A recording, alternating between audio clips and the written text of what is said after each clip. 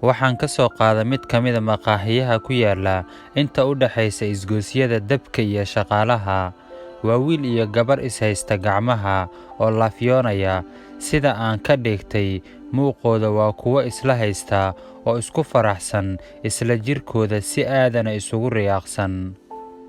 Wiilkii ayaa yidhi, bajaajle, waxaadna kala geynaysaa Albaraka iyo Siinaay ee wadarta xisaabta ii sheeg.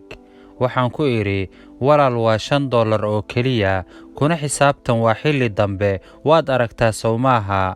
Wiilkii ayaa yidhi, ma $5 uun, ina kaxee saaxiib.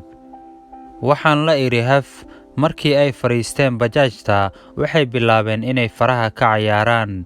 Ciriiri ma aha oo waa labadooda uun cidda saaran bajaajta, balse waa dareen qabatimay beerkiya laabta iyo kalsooni dheeraada oo aysan kala helin lamaano kasta oo dunida ku nool. Waxaan horgeeyay guriga gabadha. Kolkii ay ka degtay bajaajta ayay si naxariis leh isu macsalaameeyeen.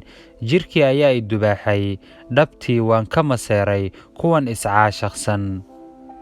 Aniga waxaan ku shaqeeyaa habeenkii jawi qabow, iyo anigoo isleh goorma ayaa lagugu dili doonaa bajaajtan oo ah hantida keliya ee maguurtada ah ee aan ifka iyo adduunkaba ka leeyahay. Taqsiin baa ii saaran oo weligay ma hawaysan gabar inaan la sheekaysto.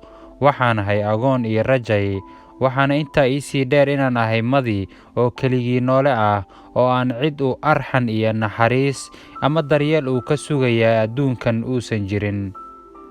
Waxaan ka soo laabanay gabadhii iyo gurigeedii.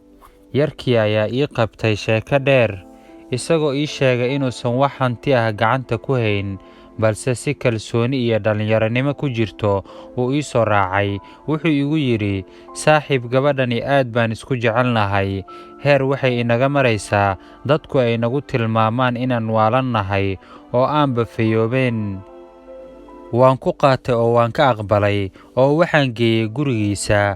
Wuxuu igu yidhi, saaxiib, magacaygu waa Saadaq, halkan ayaan deganahay, taleefankaaga ii reeb.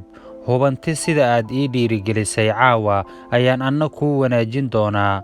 Waayahay ayaan ku idhi, lambarkaygana waan siiyey, kiisana waan ka qortay. Muddo kadib ayaan maalin iska wacay. Hellow, yaa waaye ayuu yidhi. Waxaan idhi, saaxiib, waa Saadaq, ma laysku cayaarayaa mise waad ila kaftamaysaa? Wuxuu yidhi, maya, wax cayaar ii kaftan la yidhaa ma jiraan, ee waa aya adiga. Waxaan idhi, ma lays inkiraa xataa haddii aan abaal kuu galay? Wuxuu yidhi, iga raali noqo walaal, fadlan isku kay sheeg, aniga kuma inkirayo, waa iga dhab oo moobaylkaygii hore waa la iga dhacay, wax taleefana oo ii seef garaysan ma jiro. Waxaan idhi, dhib ma laha walaal, ee aan dib kuu celiyo, waa intaasoo aad i xasuusataaye. Ma jirtaa gabar aad xiriir wadaag ahaydeen oo aad habeen casho u geyn jirtay mid ka mid a maqaaxiyaha ku yaala dabka iyo shaqaalaha? Habeenkaas adiga oo shiid ah, bajaaj wiil dhallinyaro ah uu leeyahay, inta la heshiisay kadib, meeshii aad gabadha la rabtay markii lagu geeyey, ma u sheegatay baahidaada iyo in taleefankaagu uusan wax qarasha kuugu jirin? Wuxuu yidhi, iga raali noqo saaxiib Sharmarke, xaqiiqdii kuma inkirayo, abaal weynna waad igu leedahay. Run ahaantii saaxiib qaaliya, in badan ayaan xiriirkaaga raadshay. Taarigada tigtaada ama bajaajtaada oo aan qortay xitaa waan kugu raadshay. Waxaana la ii sheegay inaad iska iibisay oo uu qof kale wato. Waxaan idhi, saaxiib Saadaqow, iiga waran qoftii. Wuxuu yidhi, saaxiib, ma adiga ayaaba war og? Gabadhii waan isguursanay oo hadda hal wiil ayay ii dhashay. Anna waxaan ka shaqo bilaabay mid ka mid a wasaaradaha dowladda. Ee saaxiib, hanti aan meel kuu dhigay ayaa jirtay ee aan kuu soo diray isug.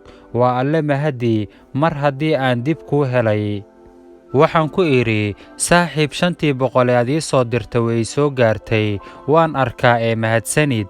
Xaqiiqdii maanta way iga caddeed, sidii aan kuu furtay si ka wanaagsan ayaad ii furatay.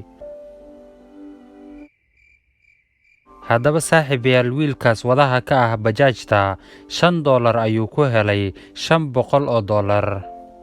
Xaqiiqatan wuxuu sameeyey raganimo dheeraad ah oo aan cid walba laga helin. Dadku waa hanti ee maal gasho. daawada adigana aragtidaada nala wadaag. Maxaa kaaga baxay sheekadan? Maxayse bulshadu ka baran karaan? Muuqaalkan waxaa laga yaabaa inay asxaabta kale wax ku qaataan kana faa'iidaystaan. Inoo sheer gareeya.